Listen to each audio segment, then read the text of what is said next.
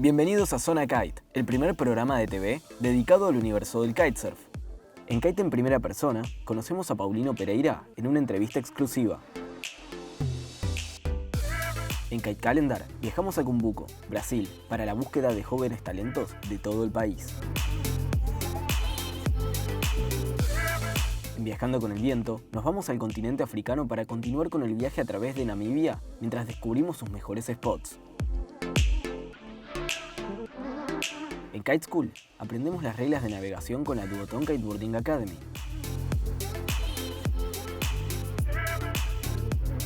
Llegó la hora de entrar en la zona donde volar es posible. Esto es Zona Kite.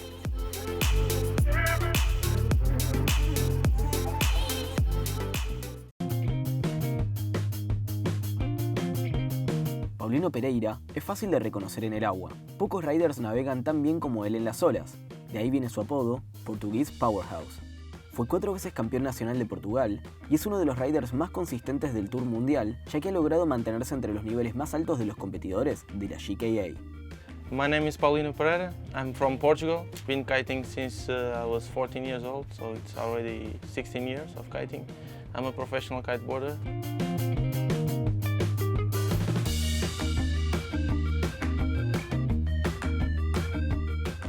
Most of the time I spend my time in Portugal, kitesurfing there, and I'm born in Madeira Island. It's the Cristiano Ronaldo football player, where I'm next to his house. And I started kiting there, and then the place was not the best, so I had to move when I was 16 years old to Lisbon to start kiting, and I moved myself alone when I was a kid. And it was a good mission, but I think it worth all cents I spend on this sport, because it's really amazing what you learn with people and the people you know, the opportunities it gives, and it makes me come here to this event. That I met new people, and it's always great to have a commitment for a sport, and kitesurfing it's my commitment for this moment.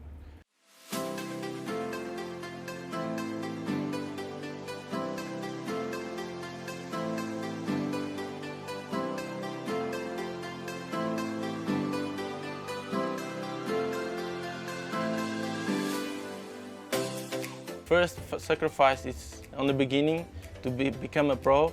You have to give a lot from yourself. You know, you have to in the beginning you have to get your gear, and you have to train a lot, and you have to give to the sponsors you want. You have to give images, videos, go to invest in yourself to be special, to be different.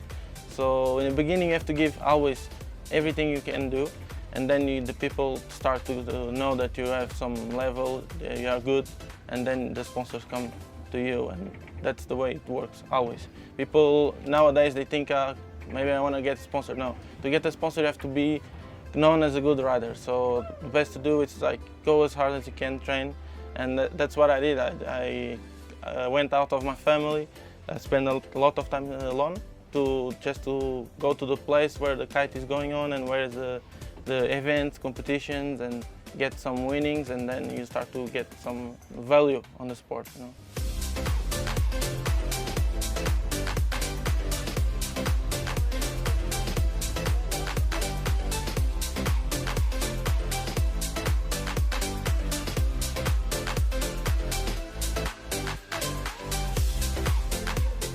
Portugal is known as a really big country for surfing. So I learned surfing before kiting, so I was surfing for a long time. And but when I started kiting, I was doing freestyle twin tip, because I learned we always learn with the twin tip. So we start to jump, and it's really good to jump with the kite and when it's strong. And so I started doing freestyle competitions first with the twin tip, but I always had the love for wave riding. And then one time I had an injury on my knee, and I stopped for 3 months, and then when I came back I was just going for surf riding, because it's not so painful for your body with the crash and tricks. So I started riding with the surfboard and start to commit my tricks and my trainings to strapless freestyle. That's a new discipline. So normally when we have waves, we just surf the waves with the kite, but when there's nothing, we just try to do some tricks. Like skating, we get some ideas from skating, and And in 2014 was the first event they did international with invitation, and they invite me because they saw some videos, some posts, and yeah, the sport just grow up, and we have a really big tour now. And I got third in 2016 and in the world tour. I did it for 4 years in a row. And yeah, it's always, for me it's always hard because I also work at home. I always been studying while I was kiting. It's hard to keep the two things at the same time, but I was studying for aircraft engineer for maintenance, and I was working for the army for 7 years. So yeah, to keep, if you are good on like top 8 in the world tour, you can go to competitions for representing the country. So that's why I could do all the tour and work at the same time. And yeah, that was a good call for me.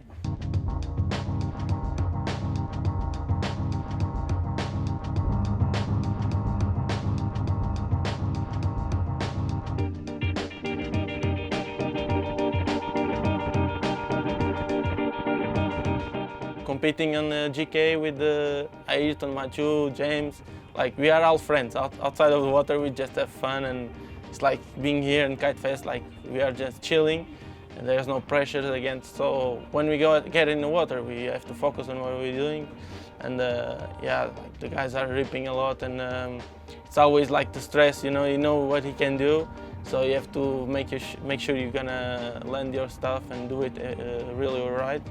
But in the end, it's like amazing. We finish our heat, we clap our hands, and we go for a beer, and we are happy. So it's always a good mood on the competition.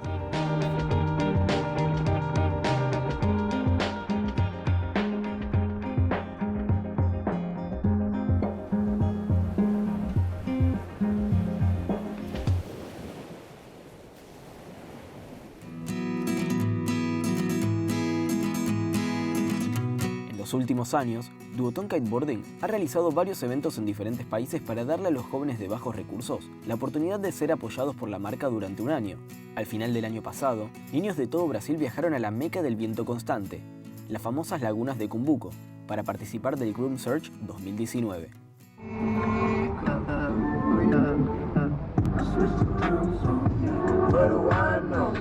So yeah, today we're on our way right now to go scoop Mika from her house and head down to Kauwipi Lagoon for round 2 of the Duotone Grom Search. Went really well last year, just super proud that we got to do it and find a couple really cool kids who were just shredding, and enrolled them into a year-long English class and gave them all the kit they needed. And now it's basically exactly a year later, we're back. We're gonna go meet the 2 kids, see how the English lessons went. There she is. Morning, guys. The champ. Ready for the Gram Search? Yeah. No, I mean, there's a lot of kids that have so much potential in Brazil, and just being able to kite in such flat water is just such a privilege for them as well, but they need the right gear to do that. We're like a Duotone Grom Search here. We're like looking for new talent in Kauwipi, Brazil. So let's hope the winds pick up a little bit more, and let's see who the little shredder is the winner of today.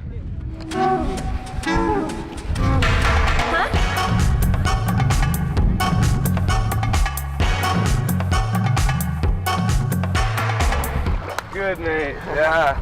My name is Lucas. I like kiteboarding. Good, Duotone. Yeah. Very good.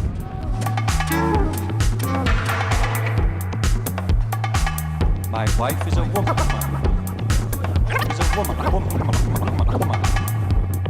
Yeah, that's even worse.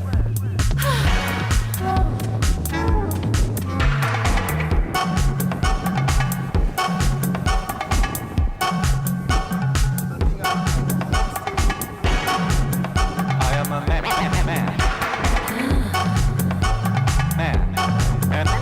Huh? I am a man. Huh? I am a man. So today's pretty amazing day. What a thing to be part of out here in Brazil. It's been such a big part of the development of kite surfing over the years. All of the pros train here every year, and it's amazing to come back and really show them some support with some free gear and get their stoke up for the next season.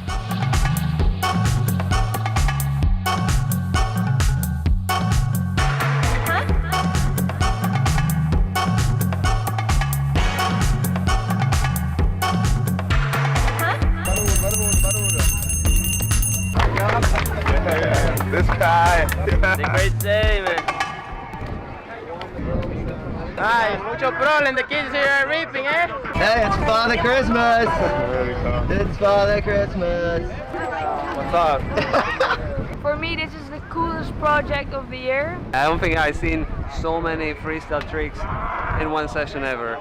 Never happened before. I think it's good to discover new talent, new people into the kiteboarding. So we just finished the Grom search. We picked one guy that was so amazing on the water. His name is Guilherme Costa. I'm super stoked for him because he did such an amazing job, and hopefully he'll be able to make the gear last for a year.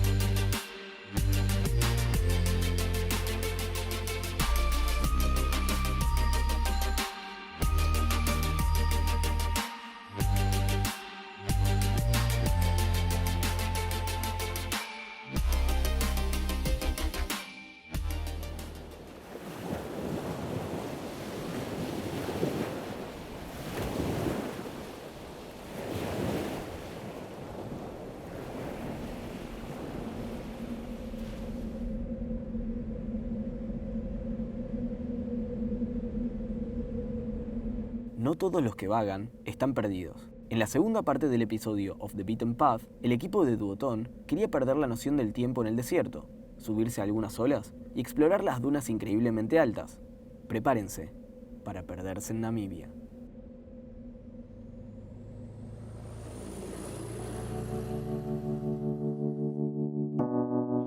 So during our way here to Elves Bay, we passed by this valley. It's called Swakop River Valley. The last time it was raining here was in 2012. The formation of the rocks is pretty impressive.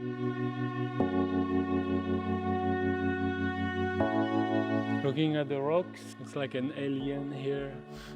It's insane. I've never seen that before. Like the rock formed out of sand.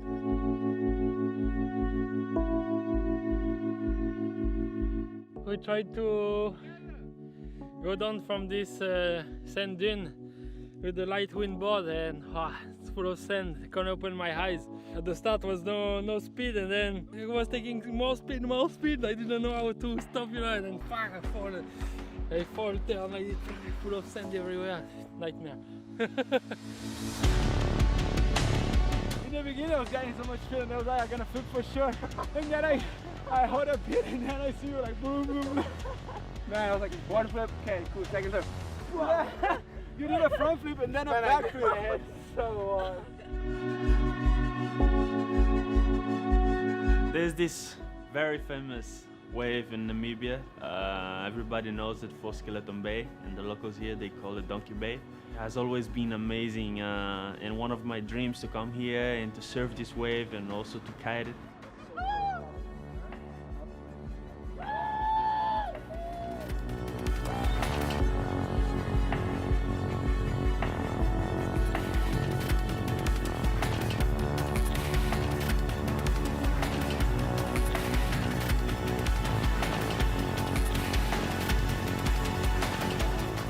It was just a moment that you don't have very often, After a few days doing freestyle, getting flat waters, jumping, doing tricks and stuff, I was needing this feeling of riding, let it go with the wave, and then pure energy, pure feeling.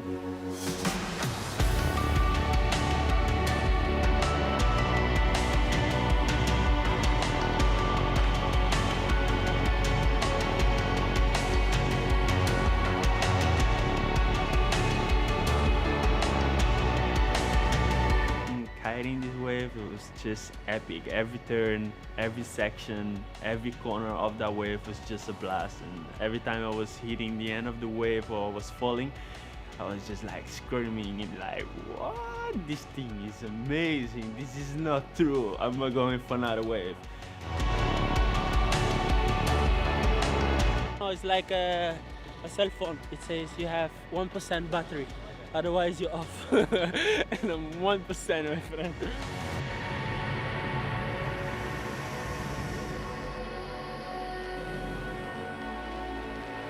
We started at 2, huh? And it's 7, man.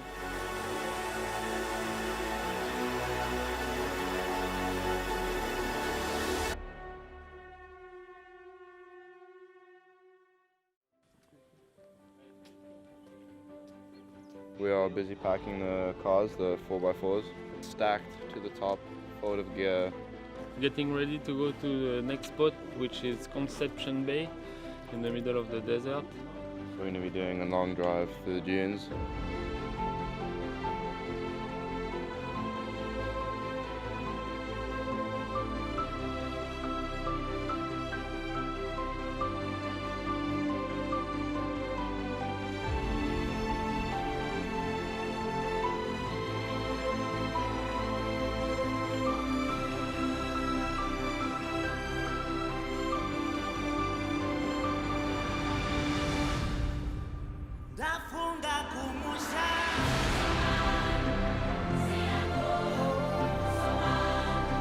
End of day here in Conception Bay, and yeah, the sunset was amazing and the wind was light, but the water was super flat, so it was really fun.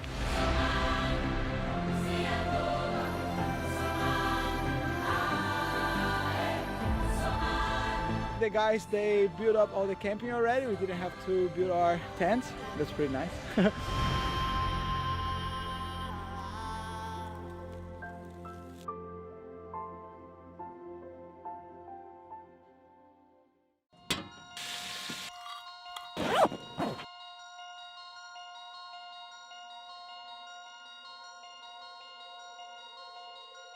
We just found this really cool dune right next to the ocean, and we're gonna pump the kites, go on the top, jump over the dune, and I don't know if it's possible because the wind's a bit side shore. The wind is pretty side shore. We'll see if we can land in the water, but I don't know, we'll see. From here it looks pretty light, but we're gonna pump the kite and we're gonna try it out. I'm pretty sure they're gonna get it, I'm pretty sure. I think he'll make it. Well, he says he will. I hope he does. I don't know, the wind is just from the wrong angle. So the plan is run a bit to get a bit of speed and then jump off and glide as much as that we can towards, and yeah, maybe land on the water. I don't know.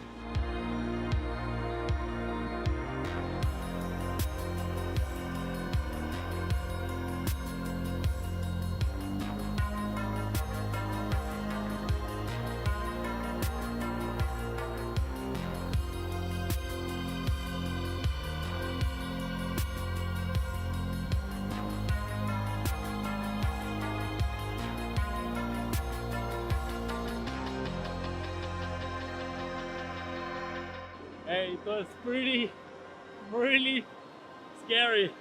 We were on the top with Reno and we say, okay, you go first. No, you go first. Okay. And then I jumped and then I was rotating like this. I couldn't stop rotating, and then that was good. But definitely very good. Scary, but it's good adrenaline, you know.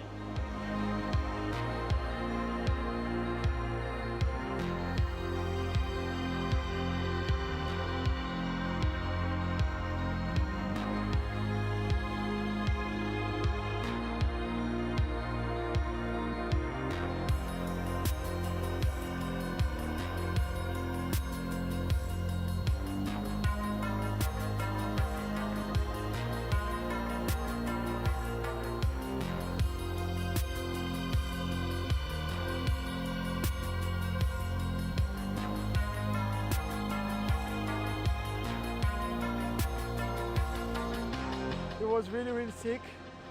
It's all about feeling in the bar, trimming right, and yeah, with this new Rebel, and I don't know, the 5 strut is like a wing. You fly forever, and at one point I think that I just stay in the same place flying for a few seconds, And yeah, a lot of hang time, a lot of air time.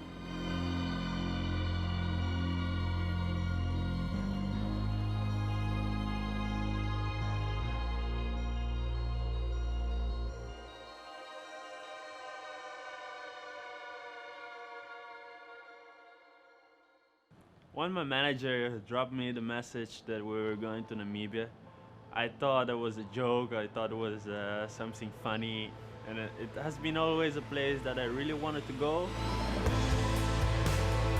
It's been a pretty good trip. I'm looking forward to come here again because it's been awesome.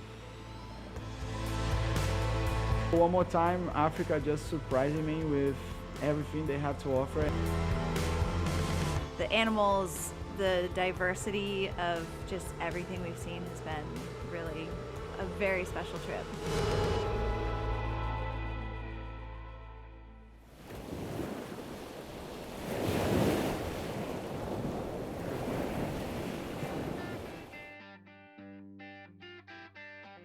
Las reglas de derecho de paso son muy importantes para cualquier rider, ya que hacen nuestro deporte más seguro. Hay 3 reglas principales, y su origen viene de las reglas de navegación. La primera regla aplica cuando 2 riders convergen en direcciones opuestas. Ir a babor es cuando el viento proviene del lado izquierdo, mientras miras hacia la dirección en la que estás yendo.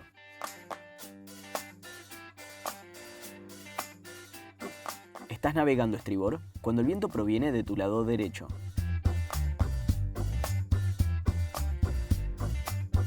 Cuando estás navegando a babor, tenés tu mano izquierda adelante. Cuando estás navegando a estribor, la mano derecha está adelante. Ahora estamos listos para entender la primera regla que dice que cuando estás navegando a babor con tu mano izquierda adelante, tenés que ceder el paso.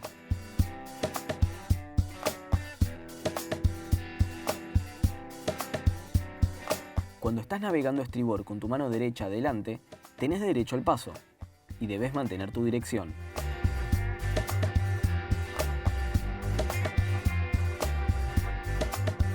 En este ejemplo, el rider con el kite rojo tiene el viento desde su lado izquierdo, con su mano izquierda adelante, la cual significa que él tiene que ceder el paso. El rider del kite amarillo tiene el viento desde su lado derecho y debe mantener su curso.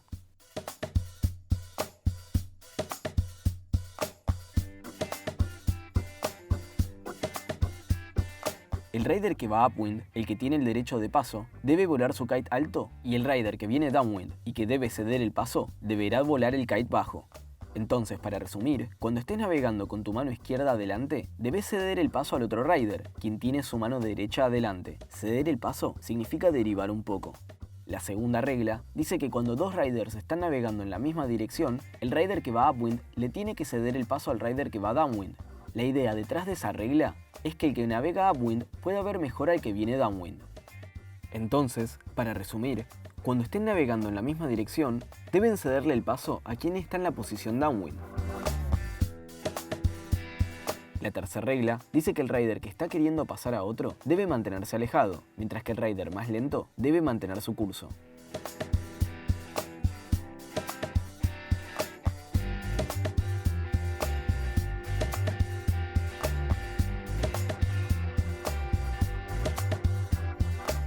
Finalmente, también les contamos algunas reglas comunes y tips para una sesión segura. Cuando sea que tengas derecho al paso, deberías mantener tu dirección para evitar que ambos riders cedan el paso para el mismo lado, lo cual podría terminar en un choque. Sin embargo, si el otro rider no cede el paso, a pesar de que tenga que hacerlo, trata de evitar el choque.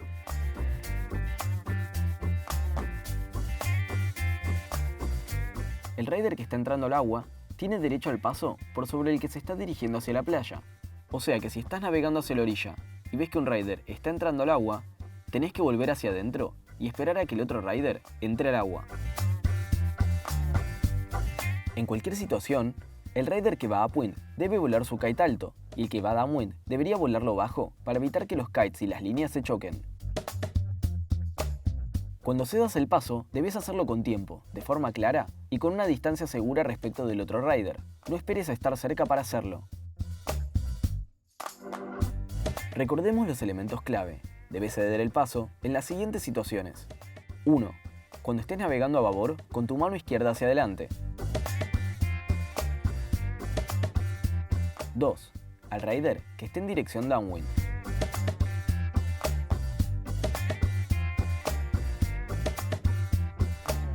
3. Al rider que esté queriendo pasar. 4. Cuando otros riders están entrando al agua desde la playa.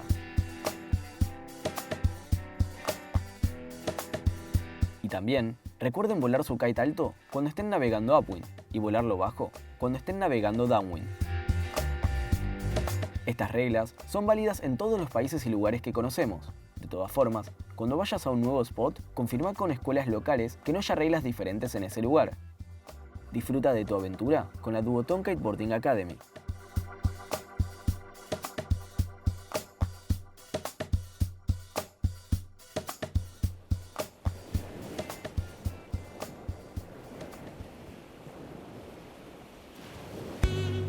Zona Kite es tu zona. Vos también sos protagonista de nuestro programa. Mándanos tus fotos y videos a zonakite.tv@gmail.com para compartirlas en nuestras redes sociales. Esto es todo por hoy. Los esperamos en la próxima edición de Zona Kite.